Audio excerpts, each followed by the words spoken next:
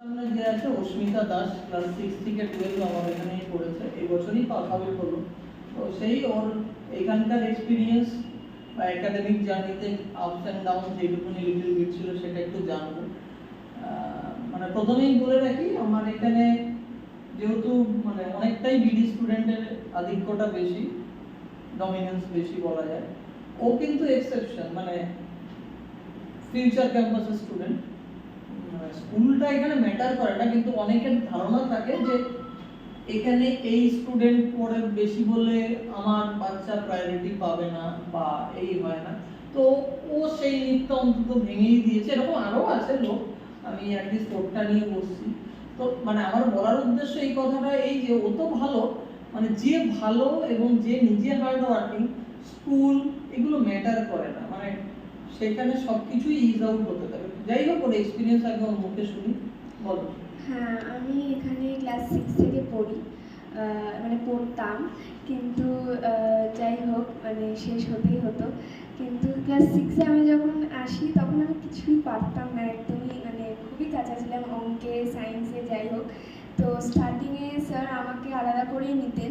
তারপরে আস্তে আস্তে যখন বিডি স্টুডেন্টের সাথে মানে কোপ আপ করতাম, তখন মনে হলো যে না, আমিও পারি একসাথে সবার সাথে মানে পড়তেই আর কি। তো আমার ক্লাস 5 বা 4-এ যদি দেখি তখন আমার খুবই বাজে রেজাল্ট হতো। ক্লাস 6 থেকে আমি সত্যি অবাক হয়ে যাই যে আমি নিজেও যখন পরীক্ষার হলে যেতাম তখন মনে হতো না, আমি না এই অঙ্ক পারছি, এই অঙ্ক পারছি, সায়েন্সের এটা পারবো সেটা পারবো, তখন আমার মার্কসটাও ভালো আসতো।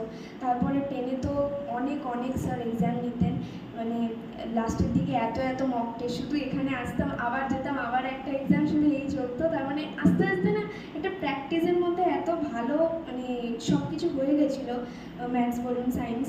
তো তাতে আমার মনে হয় খুবই খুবই হেল্পফুল হয় স্যারের এখানে, যেটা স্যার মক টেস্ট নেন। আর 11-12-এ যদি বলি, 11 একটু বাধা দিচ্ছি, 10 এ মার্কস কি হয়েছিল? হ্যাঁ 10-এ আমার ম্যাথসে 95 এসেছিল আর সায়েন্সেও 95 এসেছিল। দুটোতেই 95 এসেছিল, আর তুই one of the few student that দুটো সাবজেক্টে 95 এসেছিল। হ্যাঁ, তো আর 11-এ স্যারের কাছে আমি ম্যাথস পড়ি, মানে আমি কমার্স নিয়েছিলাম উইথ ম্যাথস।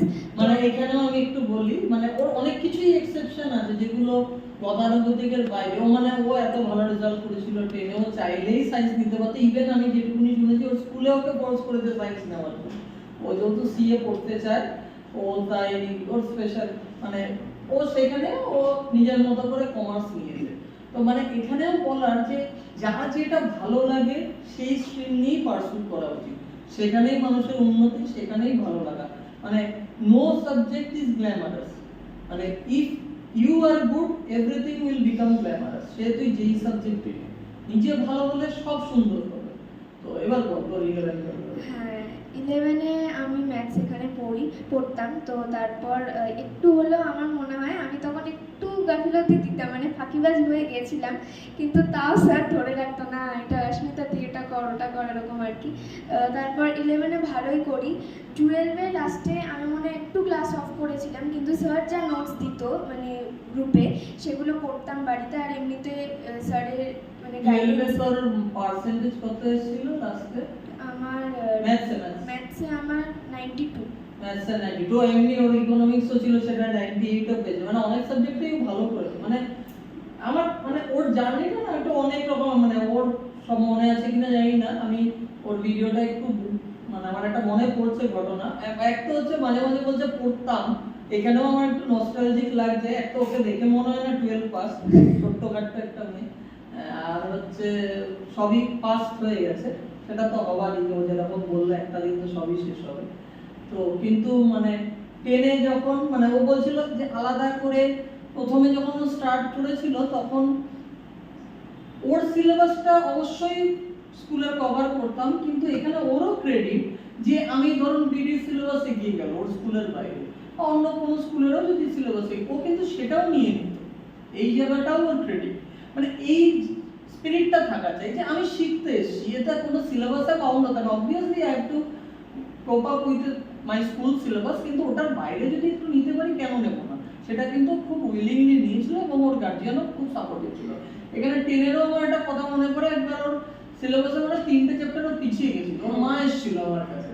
তো তো আমি এই জায়গাটা আমি বলতে চাই, মানে ও টেনশন করছিল, তো আমি বললাম তুই বস, আজকেই তোকে আমি 3টে চ্যাপ্টার, মানে আই রিমেম্বার, অবভিয়াসলি এটা শুনে লোকে ভাববে যে একদিনে 3টে কিভাবে নিল, কিন্তু ও সেরকমই কোপ আপ করেছে, আমার সাথে কোঅপারেট করেছে, যার জন্য ওকে 3টে চ্যাপ্টার একদিনে আমি ডাউট মানে পুরো ক্লিয়ার করে দিয়েছিলাম, বুঝিয়েছিলাম, এবং তারপরে অবভিয়াসলি ও জিজ্ঞেস করেছে আরো ক্লিয়ার হচ্ছে, সেটা হচ্ছে কিন্তু মানে ও যে এই পেসে নিয়েছে, যখন যেটা দরকার ও কিন্তু সেইভাবে নিয়েছে। এইটা করতে পারলে, আর এটা করতেও হবে একটা সার্টেন স্টেজে, ক্লাস 9 থেকে স্পেশালি, মানে স্ট্যান্ডার্ডটা এত বেড়ে যায়, বিএড সিবিএসসি বিএড আইসিএসসি, তো এই কোপ আপটা যে না করতে হবে তার, সে পিছিয়ে পড়বে।